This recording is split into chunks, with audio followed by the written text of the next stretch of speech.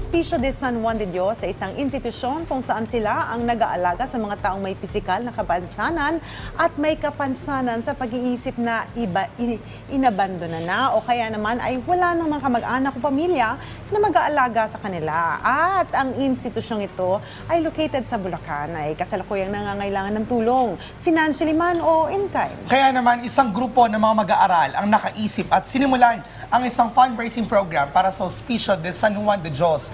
Yan ay ang Kahuwan Gawa para kay Juan. Ayan, makakasama po natin ang ilan sa kanila ngayon dito. Magandang umaga, Sweet, Brian, Margin at Christian Dave Santos. Welcome dito ulit sa Rise Joy Pilipinas. Good morning po sa inyo. Napakaganda ng inisyatibong to, no? Pero bakit ninyo naisip na magsagawa ng isang fundraising program? Ayun, naisip po namin magsagawa ng isang fundraising program dahil po during our pre-interview with our partner organization, Hospicio de San Juan de Dios, napag-alaman po namin na ang main problem nila is lack of funds. So para po matugunan natin yung problem with their lack of funds, kailangan po natin magsagawa ng isang fundraising program. At yung fundraising program po namin is pinamagatan namin #KawanGawa para kay Juan. Yan po. And yung fundraising po na to na tiniyak po namin na magbe-benefit po talaga yung mismong institution base po sa kung ano po ba yung pangangailangan nila and yung mga dapat pa pong gawin dito sa organization na ito. Okay, so paano yung naging series of fundraising na ginawa nyo rito? Kwentuhan nyo kami. Ayun po. So, yung nangyari pong fundraising program, kasi sa research po namin, it is via social media. So, naniniwala po kami na through social media is maaabot po natin yung mas marami at mas malawak na potential donors. So, nagkaroon po kami ng series of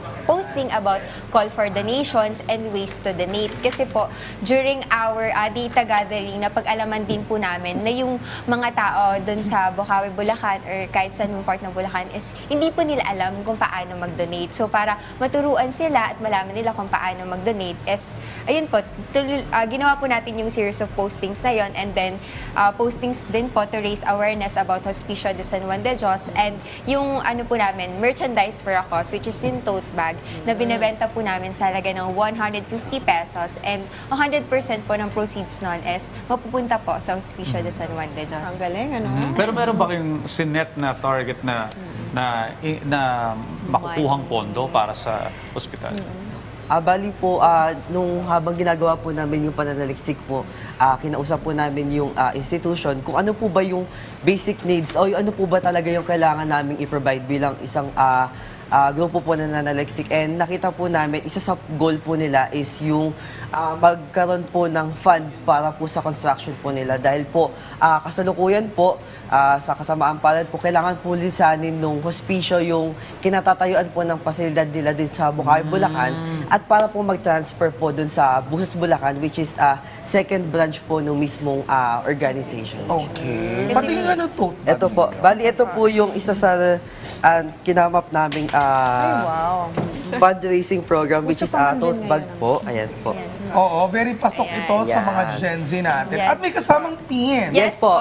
Yun Free po po ay yung You got pin. it. Yes. Diba? Kasama Ang po siya sa galing. every purchase po ng aming tote bag. May dalawa po kaming design which is yung isa yung Mindful Heart, Resilient Soul and yung isa naman po yung sinabi ni St. John of God, I saw them so poor and cared for that they broke my heart. Ayan. Ayun. Ano Ang sabi galing ng nila, no? hospicio?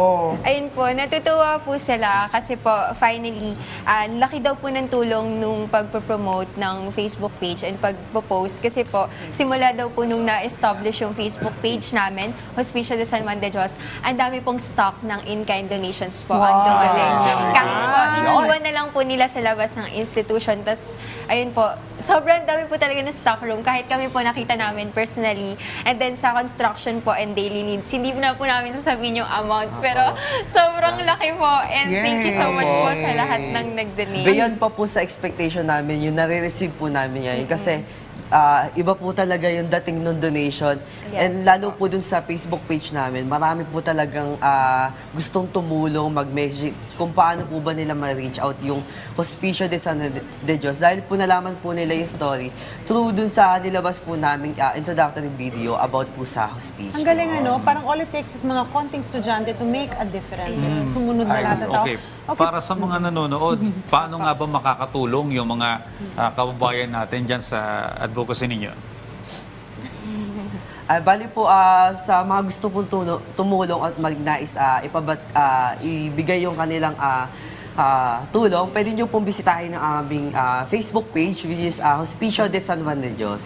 So makikita nyo po doon yung pwede po kayo mag-donate through our bank account, bank transfer po or GCash po. And pwede naman din po kayong mag-donate to in-kind po like mga food, mga personal Cleaning hygiene. materials Yes po, clothes slippers, po. and white t-shirt. Tsaka po more than po dun sa construction ng building and sa in-kind donations, layunin po ng Hospicio de San Juan de Dios na ibalik yung dignidad at self-esteem ng mga patients po dahil di ba nagkaroon sila ng medical or mental condition. So, through occupational therapy, socialization, and group activities, tinutulungan po sila sa mga life skills para mabalik yung self-esteem nila and para maging produktibo at kapakipanabang pa rin po sila sa lipunan regardless of their condition. Ayan. Thank you so much sa pag-introduce sa amin ng advocacy, Sweet Brian and Christian Dave. Sana maraming manonood at kabayan natin na makisa sa inyong advocacy.